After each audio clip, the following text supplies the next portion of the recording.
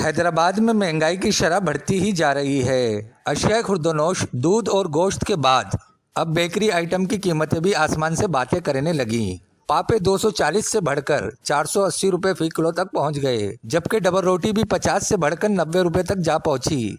इस तरह बन और खारे की कीमतें भी आवाम की पहुंच से दूर होने लगी हैं। शहरियों का कहना है कि बेकरी आइटम की कीमतें रोज बरोज बढ़ती जा रही हैं। मौजूदा हालत में सुबह का नाश्ता करना भी मुश्किल हो गया है। पहले भाई ये 30 रुपये आधा पाउच है, अब ये 50 के हो गए। एक पाउच हो गया आ रहे भी, ठीक है ना। पहले 80 के आते थे। महंगाई पे कोई कंट्रोल नहीं है। रियायत करी जाए गरीबों के लिए, कम बेसी करी जाए। अभी महंगाई इतनी हो ही जा रही है, परेशानी का बाइस बना आ रहा। ये 50 रुपए कर दिए। अच्छा, हाँ, कितनी महंगाई हो गई? तो ये डबल हो गई, डबल टिबल होना चाहिए। पैसे ये घट होना चाहिए। बच्चे पर 200-300 रुपये हो गए, जब नाश्ता हो गए बच्चों का। 30 रुपए ये 40 रुपए की मिल रही है, या 50 रुपए कर दिए। पहले 30 रुपए के इतने ही मिलते थे, पाव डेढ़ पाव, अब ये बढ़ा दिया, महंगाई कर दी उन्होंने।